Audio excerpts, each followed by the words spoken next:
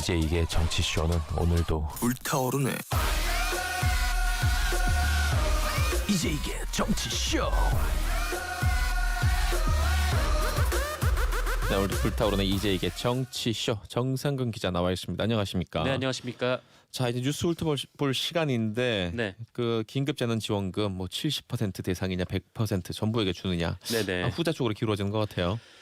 네, 그렇습니다. 그 정부와 여당이 좀 다른 얘기를 해왔었는데 그 어느 정도 절충안이 논의가 되기 시작했습니다.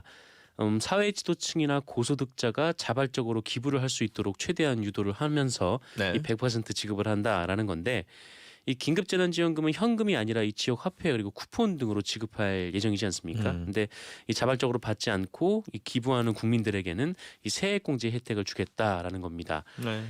받지 않는 지원금은 뭐 그만큼의 이 법정 기부금으로 간주하겠다라는 것이고 이에 따라서 15% 세액공제를 해주는 방식인데 그러니까 100만 원을 4인 가구 기준으로 100만 원을 받아서 이거를 기부를 하면은 한 15만 원 정도를 연말에 공제를 받을 수가 있다라는 것이죠. 네. 또한 이 여당과 정부는 이 외환위기 당시에 금모으기 운동을 했던 것처럼 이 국민들의 참여 확산을 위한 캠페인도 벌일 예정이라고 합니다. 뭐 이렇게 하는 이유는 일단 이 지급 대상을 선별하는데 시간이 많이 걸리기 때문에 안 받겠다는 사람만 좀 빼고 주면은 뭐 그만큼 시간을 단축할 수도 있고요. 또 자발적 기부이기 때문에 이 혜택을 받지 못하는 국민들의 소외감도 줄일 수 있다라는 측면 등이 고려된 것으로 네. 보입니다. 민주당 발표 직후 이 정세균 국무총리는 이 고소득자 등의 자발적 기부가 가능한 제도가 국회에서 마련이 된다면 정부도 이를 받아들이겠다라는 입장을 밝혔는데요. 당정은 이제 절충안이 마련된 만큼 이 야당이 협조할 차례다 이렇게 촉구를 했습니다. 그러나 이에 대해 미래통합당은 이 정부 여당의 방안이 구체적이지 않다라면서 입장이 정리가 됐으면 이 수정 예산안을 만들어 오라 이렇게 요구를 했습니다. 알겠습니다. 자, 코로나19 관련돼서 지금 뭐 정부가 이 긴급 재난 지원금도 그렇지만 지금 산업 네네. 전반에 퍼져 있는 위기감이 고조되고 있는 상황입니다. 일자리도 심각한데 많은 기업들이 아마 올해는 채용할 여력이 없을 거예요. 그렇죠? 네, 그렇습니다. 어쨌든 지금 일자리 문제가 좀 심각하고 특히 이제 20대 일자리 문제가 좀 심각하다라는 네. 그 통계가 지금 나오고 있는데 이에 문재인 대통령 주재로 어제 그 5차 비상경제 회의가 열렸는데요. 이 정부가 코로나19로 인한 그 일자리 대란을 막기 위해서 이 세계 대공황 당시에 이 미국이 공공 일자리를 늘리는 방식으로 위기를 극복했던 이른바 뉴딜 정책을 본뜬 이 대규모 일자리 프로젝트 이른바 한국형 뉴딜을 추진하기로 했습니다. 네. 3조 6천억 원 정도를 들여서 이 공공부문 그리고 청년층 일자리 55만 개를 만들기로 했고요. 이들에게는 최저임금 이상을 지급을 하고 이 근무 기간을 최대 6개월로 하기로 했습니다. 또한 이 디지털 분야의 민간 기업이 이 청년을 채용할 경우 이 정부가 이 최대 6개월간 월 180만 원을 지원하기로 하는 등 이 민간에서 모두 15만 개 정도의 일자리 창출을 돕겠다라는 게 이 정부의 계획입니다. 그리고 이 고용보험 사각지대에 있던 영세 자영업자, 뭐 특수고용 노동자, 뭐 프리랜서 등에게도 석 달간 월 50만 원씩 지원하기로 했는데 다만 그 이에 대해서는 최근 소득이나 매출이 급격히 감소한 조건을 갖춰야 해서 한 93만 명 정도가 지원 대상이 될 것으로 보입니다. 네, 알겠습니다. 이 우리나라의 근간이라고 할 수 있죠. 산업의 뭐 기간 산업이라고 불리는 뭐 자동차라든지 항공이라든지 운송 이런 산업들이지 않습니까? 네, 제일 그렇습니다. 먼저 크게 흔들리고 있어요. 네, 여기도 뭐 지원할 정책이 발표되고 있던데. 맞습니다. 뭐 항공도 그렇고 최근에는 이제 정유 쪽에서도 굉장히 좀 어려움을 겪고 있다라고 네. 하는데 정부가 이 7개 부문 기간 사업에 이 40조 원을 지원하기로 했습니다. 지원 방식은 대출을 해주거나 이 지급 보증을 서주거나 아니면 출자를 하거나 등등 다양한데요. 다만 이렇게 대기업을 지원을 할 경우 결국 대주주만 그러니까 기업 오너들만 이익을 가져가는 거 아니냐 좀 이런 얘기가 있다 보니까 이에 따른 안전장치도 함께 마련하기로 했습니다. 네. 그러니까 어떤 거냐면 일단 고용 총량을 6개월간 유지를 해야 된다라는 조건이 붙습니다. 그리고 임직원의 고액 연봉을 제한해야 하고요. 아하. 배당과 자사주 취득도 금지해야 합니다. 또한 이 미국과 독일 사례를 참고해서 이 기업이 다시 본 궤도에 오를 경우 이익을 공유할 수 있는 장치도 마련하겠다라고 합니다. 이 아울러 정부는 이 100조 원에서 35조 원을 추가해서 이 소상공인 대출을 확대하고요. 신용 등급이 낮은 회사채와 기업 어음을 사주기로 했습니다. 그리고 현재 12조 원 규모인 이 소상공인 긴급대출 프로그램에 당장 4조 4천억 원을 추가 투입하고요. 금리와 한도 등 조건을 달리해서 이 10조 원 규모의 2단계 대출 상품도 운용하기로 했습니다. 맞습니다. 우리 정치적 청취자분들이 아직 뭐 돈이 들어온 것도 아닐 텐데 네네. 돈 들어오면 기부하겠다고 미리 의사를 밝히신 분들이 상당히 많습니다. 아, 네네. 뭐 저도 그럴 생각이긴 한데 문제는 뭐냐면 이렇게 이 정도 뭐 100만 원 정도가 아니라 몇 천억 단위, 몇 조 단위로 이 기업들은 받잖아요. 아, 네, 그렇죠. 급할 네. 때는 받아놓고 본인들 주머니에 돈 쌓인 건 안 풀고 이러면 정말 안 됩니다. 아, 네, 그렇습니다. 네. 코로나19 바이러스 상황도 좀 살펴보겠습니다. 어제는 어땠습니까? 네, 우리나라의 신규 확진자는 어제 0시 기준으로 11명으로 나왔습니다. 이 중에 6명이 해외 유입자였고요. 네. 이 5명이 국내 감염자였습니다. 계속 국내 감염은 한 자릿수로 관리가 계속 이어지고 있는데 그런데 그 일본 같은 경우에는 이 크루즈 여객선에서 또 대량 감염이 발생해서 지금 우려가 되고 있는 상황입니다. 일본 나가사키 항에 정박 중인 이탈리아 선적의 크루즈 여객선 이 코스타 아틀란티카호에서 이 승무원들의 집단 감염이 이루어졌는데 이 여객선에서 승객들은 태우지 않았습니다만 승무원만 해도 무려 600여 명에 이릅니다. 진짜 크네요, 배가. 네, 크루즈가 워낙 크다 보니까 승무원들도 이렇게 많은데요. 그런데 지난 20일 확진자가 1명 나왔고 이후에 조사를 계속 벌이고 있는데 현재까지 33명이 추가로 확진 판정을 받았습니다. 나가사키현은 지난달 14일 이후 이 승무원들이 일본 본토에 상륙하는 일은 없었다라고 밝혔는데 근데 조사를 해보니까 네. 시내를 오간 승무원들이 있었습니다. 병원도 왔다 갔다 했다고 하고요. 또 택시도 탔다라고 합니다. 그리고 이 배를 수리하기 위해서 육지에서 배로 또 오른 사람들도 있기 때문에 이 과정에서 이 바이러스가 퍼진 것으로 보이고 있습니다. 지금까지 지역 내 확진자가 17명에 불과했던 나가사키현은 지금 2배에 이르는 감염자가 한꺼번에 나오자 비상이 걸렸다라고 합니다. 일본 정부는 이 유람선에 그 크루즈선에 이 경증 확진자는 1인실에 격리를 하고 이 나머지 승무원들도 발코니가 있는 1인실에 분산 대기하도록 했습니다. 그런데 이 배 승무원 가운데 우리 국민 한 명이 탑승 중에 있는데요. 그래요? 네, 이분의 건강 상태는 현재 확인 중이라고 합니다. 그리고 한편 이 전 세계 확진자 현황을 보면 그 미국이 83만 명을 넘어섰습니다. 100만 명이 코앞에 지금 네. 와 있는 상황이고 사망자는 4만 6천여 명에 이릅니다. 그리고 스페인이 20만, 뭐 이탈리아 18만 이런 순으로 가고 있는데 이 스페인이나 이탈리아는 증가세가 좀 꺾이긴 했습니다. 네. 근데 다만 이 최근 터키에서 확진자가 쏟아지고 있는데 그러게요. 10만 명에 육박을 한 상황입니다. 그 러시아도 하루 수천 명의 확진자가 쏟아지면서 6만 명이 가까워지고 있고요. 일본도 매일 한 500여 명의 확진자가 이어지면서 12,000명을 넘어섰습니다. 그리고 폴란드도 최근에 확진자가 확 늘어서 10,000명이 넘었고요. 이 방역 모범국으로 평가받았던 이 싱가포르도 1,000명씩 확진자가 늘어나면서 10,000명이 넘었습니다. 이 핑퐁 감염이라는 표현이 있지 않습니까? 의학에는 네네. 이 상대가 걸려 있는데 내가 낫어. 근데 그 상태 또 옮고 그 네. 상태가 낫다 또 나한테 옮고 왔다 갔다 하는 거예요. 정말 최악의 상태죠. 최악의 네. 상태죠. 참 걱정이 많습니다. 또 이 관련해서 질병관리본부에서 눈여겨보고 있는 이 사안이 네네. 재확진이에요. 다 나은 줄 알았는데 또 바이러스가 도지는 경우 있지 않습니까? 네, 최근에 좀 그런 일들이 종종 있어서 그 지금 질병관리본부가 관련해서 조사를 벌여봤습니다. 그리고 어제 이 연구 결과가 끝난 건 아닌데 이 중간 결과를 발표를 했는데요. 네. 이 주목할 부분이 좀 있었습니다. 일단 방역 당국은 이 연구를 위해서 이 회복기에 접어든 확진자 25명을 조사를 했는데 조사 결과 이들 모두에게 항체가 생긴 것으로 확인이 됐습니다. 그런데 항체가 있음에도 불구하고 조사 대상 중에 절반 정도가 또 양성 판정을 받았다라는 겁니다. 항체가 있는데 네. 양성이 나왔다. 네, 그렇습니다. 그러면 이 항체가 바이러스를 뭐 제대로 죽이지 못하는 건가 싶은데 그런데 이거 좀 더 두고 봐야 할 부분이 있는 게요. 네. 일단 항체가 형성이 됐더라도 이 항체가 이 바이러스를 소멸시키는 시간이 사람마다 다를 수 있다라고 합니다. 그게 이제 첫 번째가 있고 그리고 두 번째로 바이러스를 소멸시켰다 하더라도 일종의 바이러스 잔여물이 남아 있을 수 있다라는 것이 두 번째. 시체들까지도 살아있는 것처럼 착각해서 그 진단 키트가 그럴 수 있다는 거죠. 맞습니다. 그래서 네. 이 조사 방식에 따라서 양성 판정이 나올 수도 있고 실제로 이 양성 판정을 받은 사람들을 다시 한번 정밀 검사를 해보니까 음성 판정이 나왔다라고 합니다.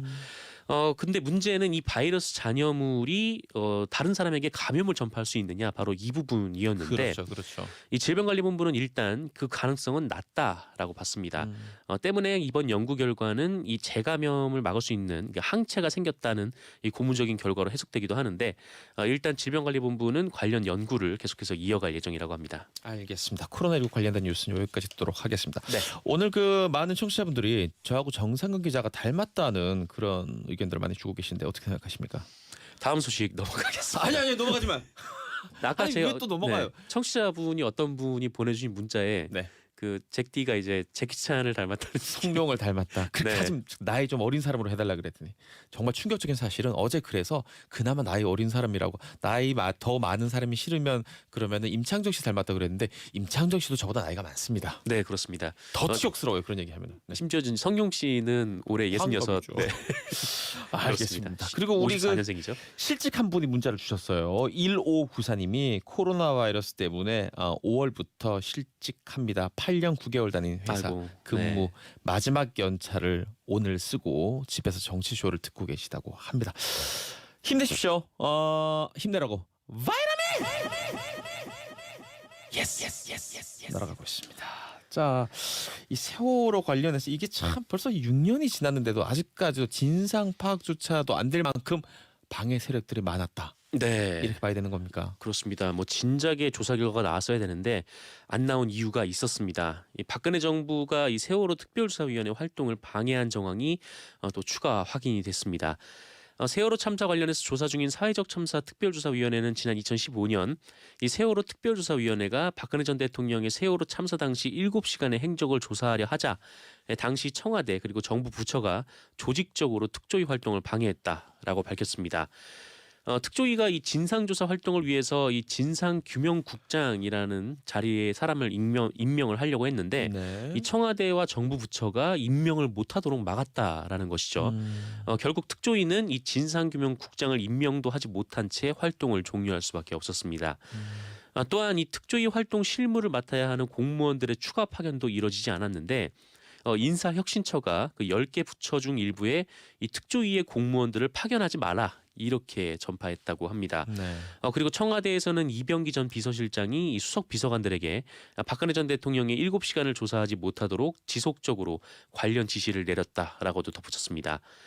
한편 이 사회적 참사위원회는 이 박근혜 전 대통령 또한 당시 관련 보고를 실시간으로 보고받았을 것으로 추정하고 있지만 해당 사건에 직접 개입해서 지시를 내렸는지 등을 확인할 수가 없어서 수사 요청 대상에는 포함시키지 않았다고 밝혔습니다. 알겠습니다. 최근에 지금 진행 수사하고 있는 사건인데 참 보기에도 고통스러운 사건입니다. 어린 친구들끼리 벌어진 사건인데 정말 잔혹한 이 범죄죠. 인천 여중생 성폭행 사건. 그런데 네. 범죄 자체도 문제지만 경찰이 증거를 은폐한 정황이 있다?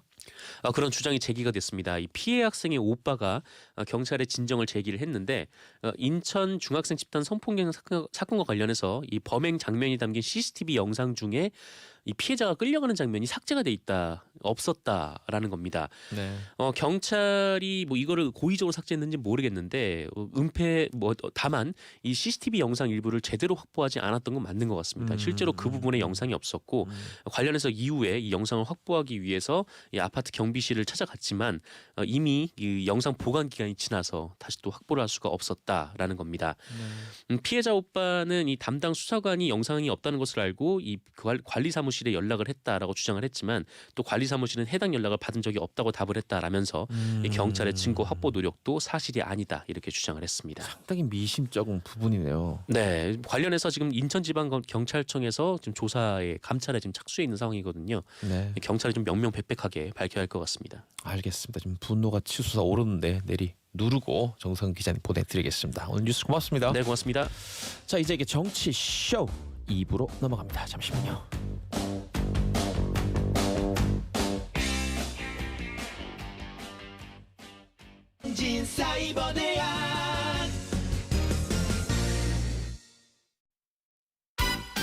Now, 이제 this is 이게 정치 show.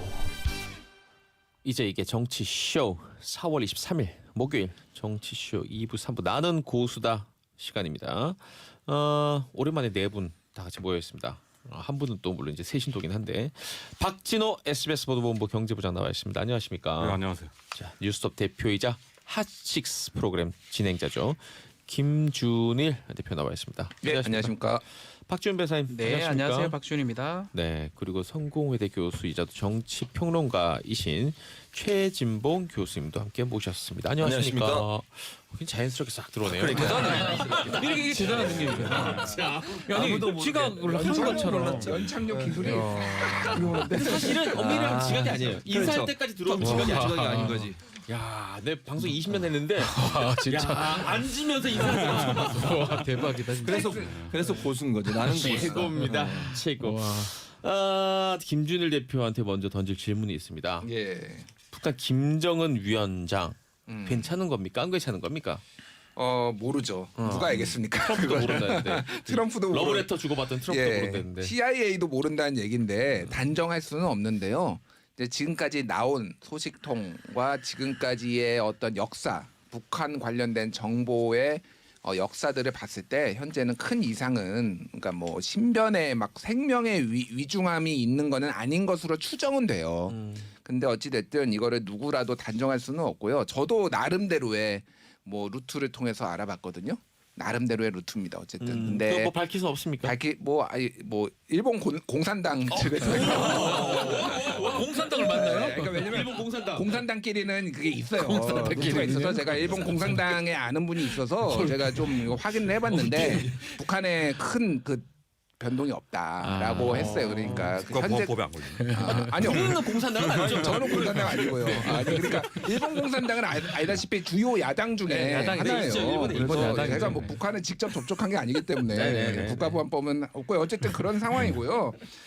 뭐 지금 이제 각종 오보로 추정되는 각종 보도들이 쏟아졌죠. 네. 예. 그리고 미확인 보도. 미확인 보도들이 쏟아졌습니다. 알겠습니다. 그런데 이런 생각은 들어요. 이 정도까지 시끌벅적하면 나라 밖에서 뭐 이렇게 내든가 말이라도 아니면 보여주든가 비춰주든가 해야 되는 게 아닌가 싶은 생각 드는데 아직까지도 김정은 위원장의 모습이 보이거나 뭐 이렇게 발언이 나오거나 하진 않고 있어요, 박진호 교수님.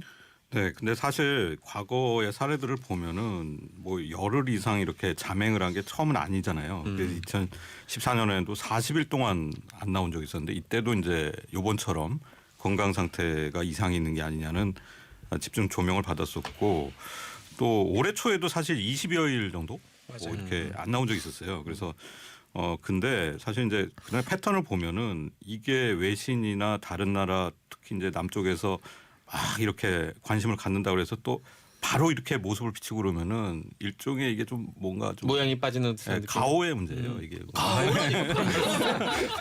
그러면 체면. 왜 이래 오늘 공산당의 가오에 모양새, 네 풍위 또 이게 당장 나오면 또 너무 이렇게 예민하게 민감하게 반응하는 것처럼 보이잖아요. 그럴 수 있죠. 그러니까 당장 나오는 게 뭔가 더 이상이 있는 것처럼 느낄 수 있기 때문에 그런데 아마 지금 시점을 고심하고 있을 거예요. 근데 이게 이제 북한의 의사결정 구조라는 게 뭐 김정은 위원장한테 이제 한번 나오셔야 됩니다 이렇게 말할 분위기는 아니거든요. 사실 이제 본인이 그 정도도 안 됩니까 분위기가? 본인이 뭐 결정할 수밖에 없는 사안이고 이게 좀 아마 좀 이렇게 시점을 보겠죠. 근데 지금 상황으로 봐서는 뭐 이렇게 다시 등장한다고 해서 물론 이제 그 건강 이상설이 전혀 사실 무근이다 이렇게 볼 수는 없지만은 그것도 별개로 건강 문제 그렇죠. 별개로. 근데 이제 그 무슨 증상이 있었던 간에 일단 활동을 재개한다면은 건강에 큰 지장은 없다 이제 이게 증명되는 거니까 네. 아마 그런 생각은 하고 있을 거예요. 근데 이번 주말까지도 좀 모습을 드러내지 않는다. 그러면은 좀 파장이 좀 커질 것 같다라는 얘기는 나옵니다. 이제. 예. 부장님 보시기에도 예. 이번 주말 정도에 나와야지 예. 그동안 전례를 비춰봤을 예. 때 예. 멀쩡한 게 맞다. 근데 다음 주까지도 계속 안 오면 요건 조금 이례적일 수 있다 예. 시기적으로도. 최준봉 교수님, 예. 이 언론에 또 공부하시는 분으로서 예. 이 보도가 지금 이거 이렇게 많이 나올 상황이 아닌데 왜 이렇게 확인 안 되고 어떤 데는 보니까 인용 보도 그렇게 많더라고요. 보도 많죠. 딱 카더라 말하자면 카더라잖아요. 그렇죠. 이게 CNN 보도를 일단 인용했어요. 기본적으로. 그러니까 한국 보도들이 그렇게 보도를 하고 있고 또 뭐 그 첫째는 이런 것 같아요. 4월 15일 날이 김일성 주석의 생일이잖아요. 그 생일날 금수당 태양궁전을 참배를 안 했어요. 거기서 이제 동화선이 된 것 같아요. 일반적으로 그 김일성 주석의 생일에 김정은이 참배를 안 한다. 이건 좀 이례적이에요. 기본적으로. 처음이죠, 처음. 네, 처음이죠. 예. 그러니까 이제 그런 부분들 때문에 사람들이 이제 그런 이제 구설수가 오르게 된 것 같고 그걸 이제 그 언론들이 뭐 이렇게 보도를 하게 되는 건데 언론이 가고 있는 기본적인 속성 그거 아니겠어요? 사람들의 관심을 끌어서 어쨌든 많이 보게 만드는 게 기본적 속성. 그렇죠. 예. 그렇죠. 그러니까 그게 사실은 이제 유혹인 거죠, 유혹. 그리고 두 번째는 뭐냐면 북한 관련 보도 보세요. 대체적으로 확인 안 된 보도가 너무너무 많아요. 그냥 카더라. 아님 말고. 아님 말고 그런 식이에요. 그래도 처벌을 안 받고 뭐 예를 들면 확인될 수 있는 소스가 없잖아요. 사실은 여기 일본 공산당까지 접촉해서 김준일 대표는 하고 있는데 그렇지 않으면 어떻게 확인합니까? 아무도 몰라요. 그냥 뭐 그냥 이런 표현은 지르고 보는 거죠. 그리고 나서 뭐 사실이 아니어도 뭐 우리가 확인이 불가능해서 그냥 인용해서 보도했다 이 정도로 또 넘어가요. 이러다 보니까 계속 북한 관련 보도는 찌라시 형태로 돌기도 하고 이 찌라시 형태가 언론에 보도되는 형태로 가는 거죠. 만약 이게 우리나라에서 일어난 일이라고 하면 이렇게까지 보도 못해요. 그러면 그럼 책임을 나중에 지게 뭐 되는 거죠. 민정수사 책임을 질 수가 그럼요. 있으니까. 그리고 방송통신심의위원회 심의에도 문제가 될 수 있으니까. 그런데 북한 관련 보도는 지금까지 계속 그래요. 2014년 문제도 똑같은 상황이었잖아요. 네. 그때도 이런 보도가 계속 나왔는데 사실이 아닌 걸로 밝혀졌어요. 현송월도 있었죠. 그랬었죠. 사망설이 살아있어요. 있었는데 근데 이제 멀쩡하게. 문제는 이런 있었죠. 보도를 누가 가장 잘 많이 하느냐 하는 것도 봐야 돼요. 저는 시사 토크쇼 하는 많은 여기도 정치쇼지만 네. 시사 토크쇼 많이 하는 TV 프로그램들 중에 어디서 제일 많이 합니까? 이거 하루 종일 이거 다루는 데도 많이 있어요. 어느 방송이나 제가 지적해서 혹시 이번에 그 재승이 말씀드리겠습니다. 받은 됩니까? 뭐 그렇죠. 두 군데. 네. 예.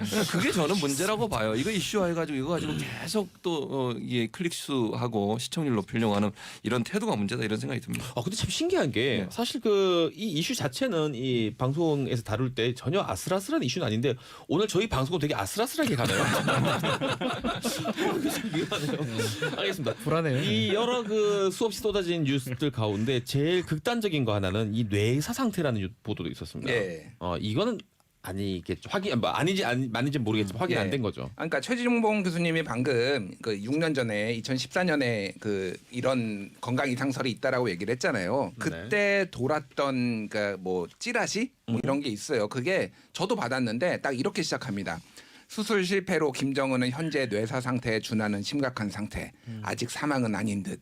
북한 내부 쿠데타나 강제 연금 상황은 아니라고 함. 거동은 확실히 불가능하며 정상적인 상태로 돌아오기도 불가능으로 보임. 제 그거랑 똑같은 걸 받은 저도 그걸 아니 받았거든요. 그러니까요. 그게 예, 예. 2014년에 돌았던 건데 지금 근데 그것도 사실이 아니고요. 2014년에 네. 돌았던 것도 사실이 아닌데 다시 그게 지금 것처럼 또 돈 거예요. 그러니까 이거 다 가짜고요. 확인 공식적으로 안 됐습니다. 근데 이런 식으로 재활용하는 경우가 굉장히 많아요. 그러니까 옛날 찌라 왜냐하면 날짜가 보통 없는 경우가 많거든요. 몇 월 몇 시에 뭐 받았다 이런 게 없으니까 비슷한 게 나오면은 옛날 거 다시 들춰내고 해서 사람들을 혼동시키는 허위 정보, 가짜 뉴스가 굉장히 많습니다. 알겠습니다. 야 이럴 때 한 다음 주 주말쯤에 갑자기 김정은이 백마 타고 백두산 달리는 거 나오면 진짜 대박이겠네요. 보란 듯이. 자, 근데 문제는 아까 그 우리 박준호 교수님께도 언급을 하셨지만 이 몸 상태가 사실 그 뭐 수술하고 안 하고를 떠나서 비만이잖아요. 일반인 보기에도 뭐 100kg가 넘고 130kg라는 얘기도 있습니다. 술도 많이 먹고 뭐 담배도 담배도 피우고 갖고. 하고. 백마가 허리가 부러질 수도 있다고 너무 그런 얘기까지. 무거운 그거는 뭐 얘기도 있는데. 오래 살기는 어렵고 또 그러니까 자꾸 신변 이상설이 자꾸 나오는 것 같아요. 몸이 그러다 그 보니까. 어제 나온 농담 중에 재밌었던 게 음. 김정은 위원장이 지방에 있다. 네.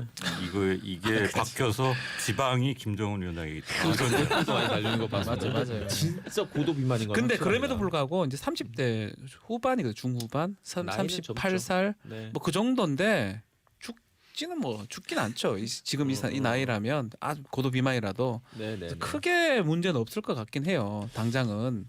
뭐 어차피 또 아버지나 다 60대 이상 살았기 때문에 심혈관 질환으로 뭐 사망했긴 했지만 김정일이나 그래서 큰 문제는 없는데 다만 이번을 보면서 유고 사태까지도 생각을 하는 것 같아요. 김여정이 계속 좀 이게 앞으로 나오는 거 봤을 때는 김여정을 중심으로 혹시나 될 가능성, 아니 집단 지도체가 될 가능성 그런 것들도 아마 여러 정보기관이나 주시하지 않을까 생각이 듭니다. 저는 뭐 지금 김정은이 뭐 뇌사 상태니 뭐 고도 비만이라서 좀 뭐 회복이 안 되고 있니 뭐 이런 뉴스 전하는 거는 별로 의미가 없어 보이지만 만에 하나 이 최악의 상황에서 갑자기 급박하게 김정은 위원장이 뭐 유고시거나 아니면은 뭐 이거 불능 상태, 그렇죠. 불능 상태가 됐을 경우에 어떻게 되는지는 생각해 봐야 된다고 하는데 그렇죠. 역시 뭐 김여정이 제일 유력한 것 같네요. 예, 뭐 그렇죠. 오늘 굉장히 재밌는 보도가 나왔는데 중앙일보 기사였어요. 김정일 아쉬운 코털 점점점 김여정 작년부터 북 2인자였다. 코털이 갑자기 뭔 얘기인지 했는데 전직 고위 정부의 고위 관계자가 얘기를 하기를 김정일이 평소부터 남자였으면 김여정한테 코털이 있었으면은 권력을 물려줄 수도 있다라는 얘기를 했다더라라는 식으로 이제 보도를 한 거예요. 그러니까 북한에선 수염을 코털이라고 부르는구나. 예. 아, 그래서 여성 비하 아닙니까? 뭐 그거 그 코털 아닌 아, 것 같아요. 그래요? 수염 말하는 거. 후수염 그러니까 남성 그러니까 갑자기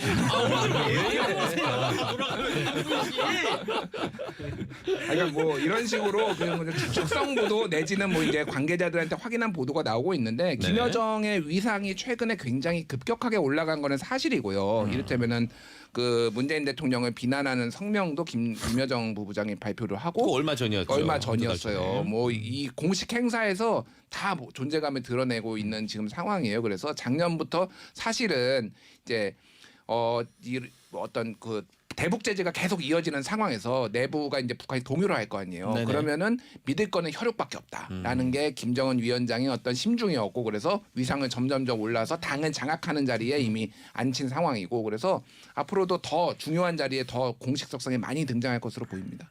그 생각은 들어요. 지금 만일의 사태 이제 그렇게 된다면 그 제일 중요한 거 그 주변에 이제 북한에서 보위라는 표현을 쓰니까 보위하는 그 북한의 엘리트들인데 그대로 승계 받아서 김여정에게 충성을 보일지는 또 아니면 얼마나 보일지 그 맞아요. 기간이 얼마일지. 저는 그렇게 생각해요. 김여정이 만약에 한들 그러니까 예를 들어서 이건 정말 가정입니다. 전제로 김정은이 만약에 정말 유고가 된다는 상황이 된다면 김여정을 내세우긴 하겠지만 네. 과연 실세들이 김정은한테 권력을 줄까요? 저는 그런 생각이 들어요. 왜냐하면 김여정한테. 김여정한테. 왜냐면 이게 북한은 우리나라는 많이 이제 바뀌어서 여성에 대한 어떤 그 존중이나 이런 부분이 많이 바뀌었지만 북한은 이게 남성 중심의 사회고 그 뭐랄까요 그 여성에 대해서 일정 부분 좀 그 사회적으로 좀 말이 조심스러운데 어쨌든 그 인정을 별로 안 하는 그런 형태에 있기 때문에 이 권력을 갖고 있는 집단에 있는 사람들이 과연 김여정을 권력자로 인정을 할까 이 의문이 있는 것 같아서 혹시나 저는 이런 생각은 들어요. 제가 그냥 개인적인 생각입니다만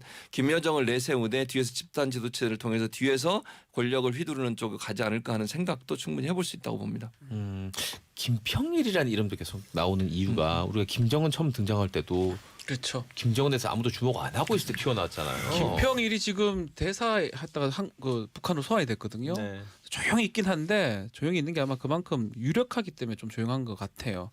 본인이 눈에 띄면 사실 권력자 눈에는 안 좋은 거거든요. 근데 만약에 그 권력자 없어진다면 유력한 사람이라면 괜찮지 않을까. 김정일의 이복 동생이죠. 알겠습니다. 이 정도까지 얘기해 보죠. 일단 그 주말 아까 그 박진호 교수님 말씀하신 대로 주말에 혹시 또 모습이 비출지 정말 그리고 한 일주일 더 모습을 안 비춘다고 하면 전례 없는 일이라고 하니까 저희가 다시 이야기해 보도록 하겠습니다. 다시 국내 정치 이야기를 좀 해보죠.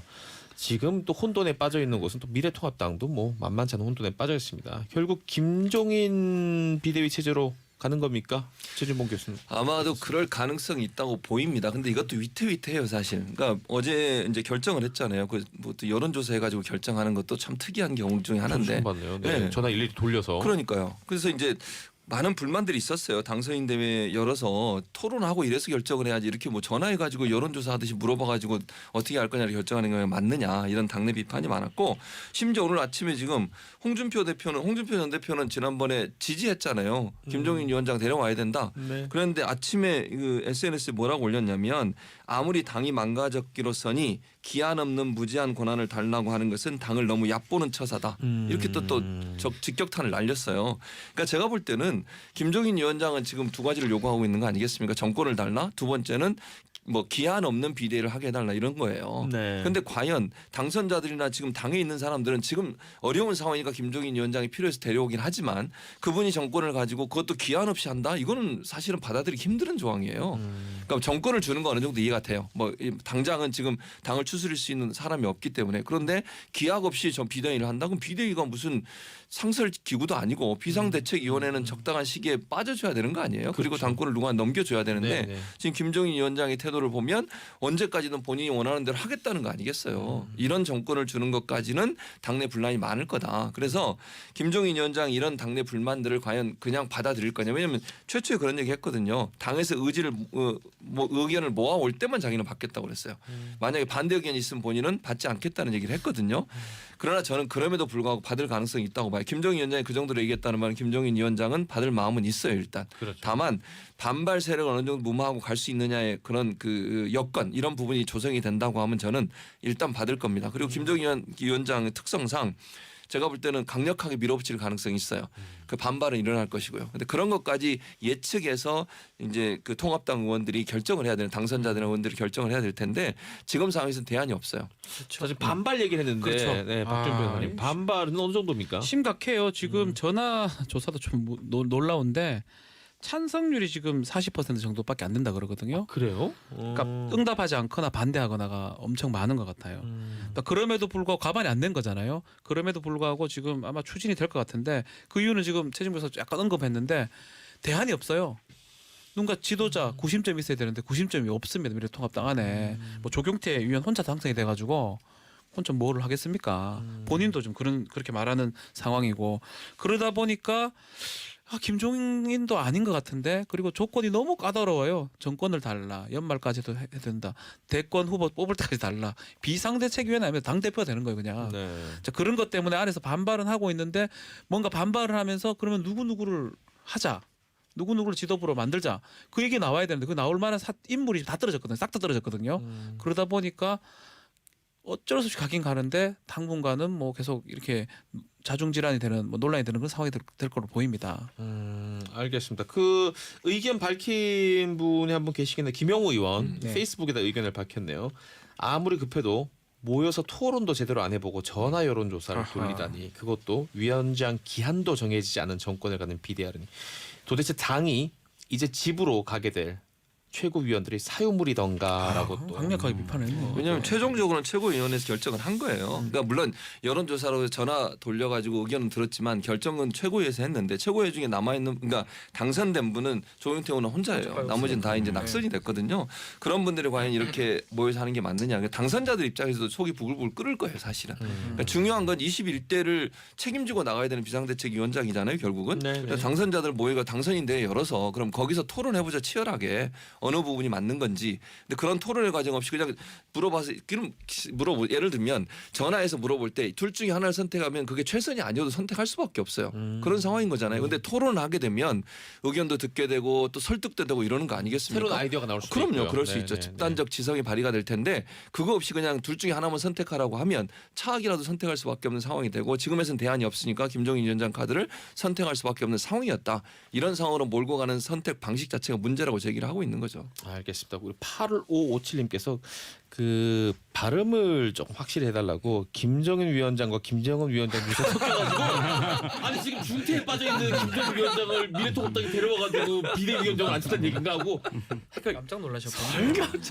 아무리 헷갈려도 김종인 위원장이고요. 깜짝 놀랐습니다. 김정은 위원장. 오늘 다 좀 이상해요 우리가. 예. 와 이거는 거의 역대급이다. 제가 봤을 때 이거는 혼돈의 카오스 진짜 전설의 레전드다. 뭐 이런 생각이 진짜. 듭니다.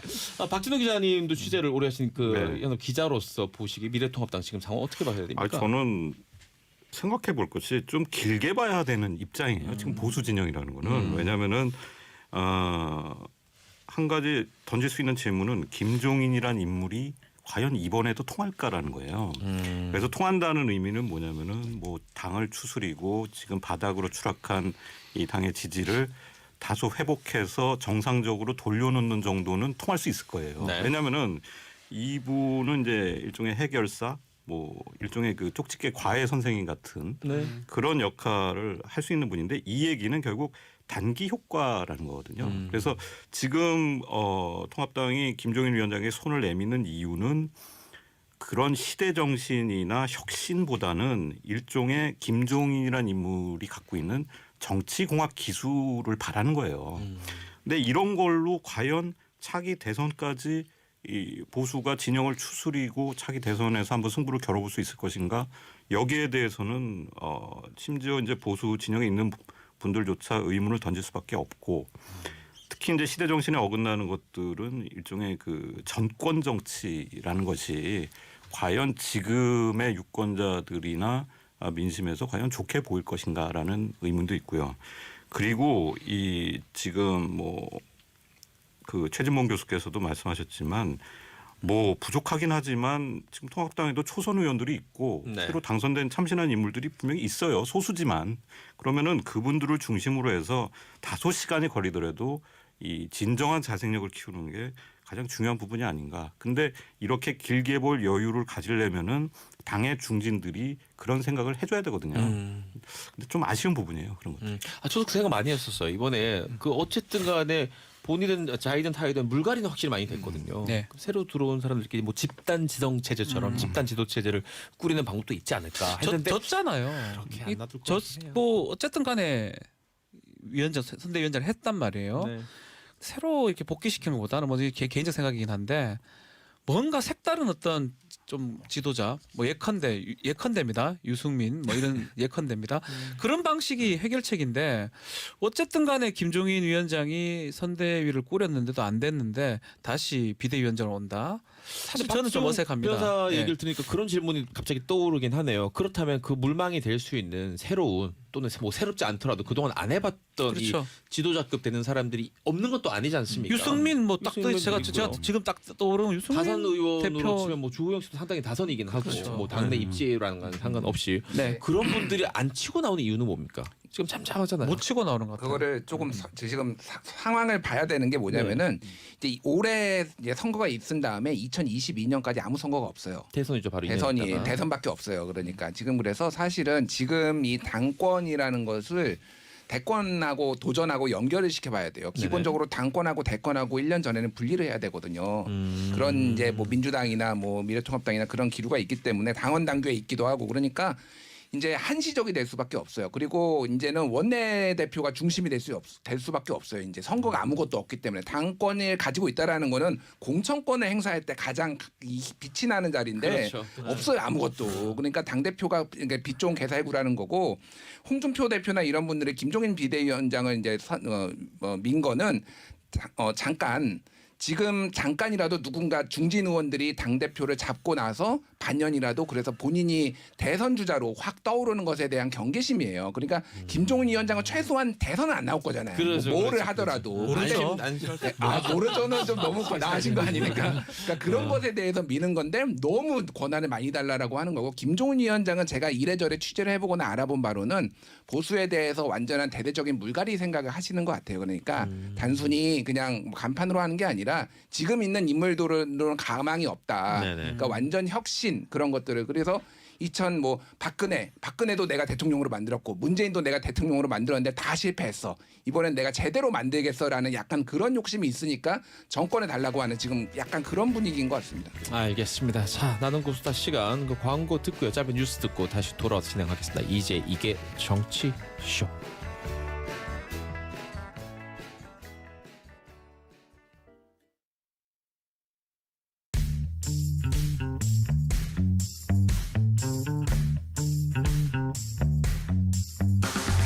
이제 이게 정치쇼.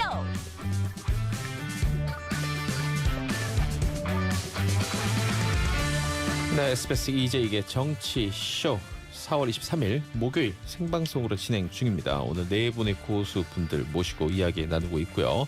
김정은 북한 위원장의 신변에 관련한 이야기 나눠봤고 그다음 김종인 비대위원장 관련한 이야기 나눠봤습니다. 지금 혼돈에 21대 총선 참패 이후 혼돈에 빠져있는 미래통합당이 어떻게 수습해야 될지 이야기를 나눴습니다. 그 뭐 네 분 다 그 미래통합당에 대한 관심 혹은 애정이 크긴 다를 거라고 뭐 생각합니다.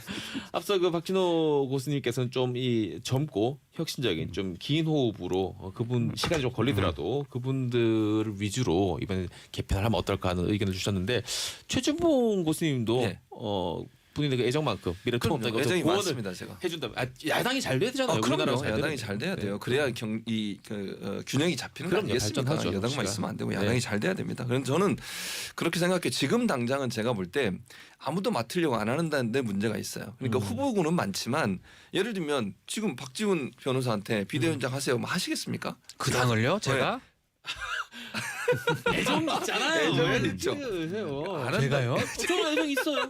있습니다. 야당이 잘 돼야지 대한민국이 발전한 거 아닙니까? 그러니까 예. 네, 지금 상황에서는 그렇게 아무도 맡으려고 안 하는 거예요. 이게 괜히 뜨거운 감자가 돼버린 거예요. 어떤 형태로 맡고 나면 책임은 지게 되지만 이게 지금 의원들의 그 어떤 반발이랄까 아니면 개파 간의 갈등을 다 추스리면서 끌고 가는데 상당히 한계가 있어요. 네. 그래서 웬만한 사람이 들어오면 안 되고 또 하나 비대위의 특징이 뭐냐면 기존에 있던 인물 가지고 나와서는 비대위의 원래 목적을 달성을 못해요. 그러니까 얼굴도 일단 얼굴이라는 표현은 제가 표현하는 것은 참신성이 있어야 된다는 거예요. 그게 비대위의 특징이잖아요. 비대위랑 비상대책위원회인데 내부에 있는 사람이 하면 일단 떨어져요. 그 어떤 관심사나 참신성이 어쨌든 그분이 얼마나 역량이 있든 말든 그러니까 잘 안 나서려고 그래요. 잘해야 본전이거든요. 비대위는. 물론 이제 외부에서 오는 사람 입장에서는 전혀 정치적인 어떤 부담 없이 올 수도 있고 또 여기서 잘하면 다음에 어떤 일을 또 모색할 수도 있어요. 그러니까 김종인 위원장이 온다고 하는 것도 저는 한편 이런 생각도 해요. 아까 박지훈 변호사 그 얘기했잖아요. 대권까지 노릴 수 있다고 얘기를 했는데 저는 이제 이런 추측을 해봐요. 당권도 노릴 가능성은 있다고 저는 봐요. 충분히. 비대위원장이 아니라 그러니까 왜냐하면 이런 거죠. 비대위를 잘 꾸려 나가서 정말 국민적 어떤 성원을 받고 변화를 추구해서 당내 반발이 있음에도 불구하고 쇄신의 모습 보여줘 보세요. 그럼 다음 당권을 누가 잡겠습니까? 그거 하나 질문 드릴게요. 네. 그렇다면 뭐 사람 뭐 이렇게 뭐 내 나이가 어때서 이런 노래도 네, 있긴 네, 하지만 네. 그래도 워낙 고령이셔서 네, 그렇죠. 지금 아까 대권 2년 남은 거 아까 김준일 교수 지적을 했지만 그때가 되면 이미 82, 셋 이렇게 돼가고 그렇죠. 있거든요. 그런데 제일 필요한 거 이미지 중에 하나가 미래통합당은 젊은 정당이 돼야 되는데 당대표가 되기엔 조금 그 부분이 걸리지 않습니까? 그런데 왜 그러냐면 이렇게 볼 수 있어요. 대권 주자 입장에서는 당을 잘 관리할 수 있는 사람이나 당을 쇄신할 수 있는 역량을 갖고 있는 사람을 더 좋아할 수 있어요. 그러니까 나이에 관계없이 김종인 위원장이 갖고 있는 이미지가 뭔지 아세요? 갈아엎어요. 이번에 그 부분에 캐치프레이즈가 있습니다. 뭐였습니까? 뭐 못 살겠다 갈아보자인가 그거였잖아요. 옛날에 쓰던 거 가져왔잖아요. 뭐 비슷해요. 어쨌든 갈아엎자는 거예요. 기본적으로 말씀을 드리면. 근데 김종인 위원장만큼 그렇게 할 수 있는 사람이 누가 있겠? 젊은 사람이 와서 그렇게 하기는 한계가 있어요. 뭐 박지훈 변호사 잘할 수 있지만 저 나이에 가서 과연 정치하고 아무 관계 없는 사람이 보죠. 예를 들면 그렇다는 말씀을 드리는 거예요. 참신성 있는 분이 오더라도 당의 반발에 부딪히면요. 그걸 뚫고 나가는 힘은 떨어질 수밖에 없어요. 근데 김종인 위원장은 그런 부분에 있어서는 할 수 있는 여력이 저는 있다고 보거든요. 만약에 본인이 의지만 강하면 반발이 있어도 쳐내면서 갈 수 있는 역량은 갖고 있어요. 그게 어찌 보면 나이가 많고 경륜이 많기 때문에 가능한 일일 수도 있거든요. 그래서 관리형 당대표라든지 대선을 준비하는 당대표 입장에서는 대선 주자까지는 어렵지만 충분히 저는 노려볼 수 있는 부분이라 그래서 어찌 보면 정권을 달라고도 얘기하지 않았을까 이런 생각도 합니다. 박준 변호사님 뭐 별로 얘기하고 싶지 않다고. 아니 그건 아닌데 그 저는 뭐 사실은 뭐 보수 진보 양날개가 정상적으로 작동을 해야 되는 거거든요. 한쪽이 너무 이렇게 안 되는 것도 사실 바람직하지 않고요. 그런데 뭐 그럼에도 불구하고 좀 저렇게 좀 반성을 별로 안 하는 느낌이 자꾸 들어서 그게 아직은 더 아쉬워요. 정신 차려야 된다. 네, 아쉬워요. 좀 정말 110석 이게 아마 우리 최근에 정치사에서 이 정도밖에 못 받는 적이 있었나 싶을 정도로 없었죠. 한쪽이 네, 190이 네. 갔거든요. 네. 보수든 진보든. 어쩌면 준엄한 유권자의 말을 이제는 좀 들어야 되는데 아직까지 저렇게 싸우고 아직까지 무슨 부정 투표니 뭐 선거니 이런 얘기하고 그런 부분은 저는 좀 사실 이해가 좀 안 됩니다. 그래 마지막 김준인 대표님은 아까 그 이 당권과 대권을 분리해 생각하기 좀 어렵다는 주장을 해주셨는데 뭐 예, 그런 예. 거에 더또 고언이 더 있으시다면 미래통합당에 대한. 뭐 제가 여기에서도 우리 뭐 정치쇼에서도 한번 얘기를 했고 얘기는 했는데 지금 세대 교체 유권자의 세대 교체가 이루어지고 있어요. 그래서 네. 그분들을 어떻게 공략을 하느냐 특히 이번에 사전 투표의 성연령별 투표 그 현황을 보면은 KBS 출구조사에서 나온 겁니다. 그러면은 여성들이 40대, 30대, 20대 여성들이 64% 비율로 다 똑같이 민주당을 찍었어요. 예, 그 KBS 출구조사 이 의사를 투표를 어디에 했냐 물어본 거를 그러니까 여성들한테 일단 인기가 없어요. 너무 구려요. 제가 방송 용어는 아닌데 이미지가 너무 안 좋아요. 친여성적인 정당은 안 하고 그러면 이제 답이 나오는 거예요. 반성은 뭐냐? 그러면 여성들이 안 찍는 건 여성을 찍게 만들어야 될 거 아니에요. 뭐 이렇게 좀 그 막말도 좀 덜하고 또 여성 친화적인 어떤 그런 것들도 공약도 개발을 하고 그래서 저는 좀 개인적으로 보수가 잘 되길 바라요. 잘 되길 바라는데 매우 비관적으로 봅니다. 앞으로 한 5년 정도는 굉장히 헤맬 것이고 그리고 진짜 50대 호남 출신 초선 의원이 대권 후보로 나올 정도의 약간 그 정도의 혁신이 없는 이상 이거는 좀 많이 헤맬 거예요. 예. 50대 나 한 명 있어요. 저도 그랬었어. 이런 분나 아는데. 아는데 이름은 얘기하지 그분 않겠습니다. 딱 50인가 그럴 거야. 예, 아마. 맞습니다. 예, 그렇죠. 맞습니다. 50대 예, 호남 예. 출신 의원이 있다. 왜냐면 제가 뭐 특정 후보를 민다 이렇게 하면 안 되니까. 아나딱 떠오르는 사람이 있는데. 알겠습니다. 뭐 약간 법조 이쪽 느낌이 있기도 하고요. 자 광고 듣고 돌아서 다른 이슈 이야기해 보죠. 이제 이게 정치 쇼. 지금 거울 좀 보세요. 눈 밑에서 다크서클. 다크서클엔 아이레놀. 다크서클엔 아이레놀. 눈 밑 다크서클 눈에 띌 때. 다크서클엔 아이레놀. 하루 1분 이상 바꾸고 피부 살리네. 큰돈 들이지 마세요. 다크서클엔 아이레놀. 다크서클엔 아이레놀. 다크서클엔 아이레놀. 당신이 기다리던 프리미엄 하이브리드 SUV 렉서스 뉴 RX 리무진 출시. 프리미엄 캡틴 체어로 더욱 여유롭고 특별하게. Live the max. Premium hybrid SUV. Lexus New RX. 가수 홍진영입니다. 돼지고기는 누구랑? 오빠랑 도드람, 아빠랑 도드람, 엄마랑 도드람, 친구랑 도드람. 한돈 중에 한돈. 도드람 한돈. 맛있는 우리 돼지 도드람. 고기 살 땐 도드람몰. 때로는 날카롭게 때로는 흥겨웁게 Now this is 정치 show. Now 이제 this is 이게 정치 쇼. 이제 이게 정치 쇼. 자 이제 이게 정치 쇼 4월 23일 목요일 다음 뉴스 다음 이야기 이어갑니다. 아 참 이런 날이 있네요. 저희 뭐 다들 그 중고등학교 때 뭐 기름이 금보다 더 귀하다. 뭐 50년만 있으면 기름 다 사라진다. 지금 이 기름이 남아 돌아서 이 초대형 유조선들이 바다를 지금 떠돌고 있는 이런 사태를 보고 국제 유가가 물론 선물이긴 합니다만 어쨌든 마이너스를 찍는 이 초유의 사태를 봤습니다. 박진호 교수님 이거 어떻게 네. 봐야 됩니까?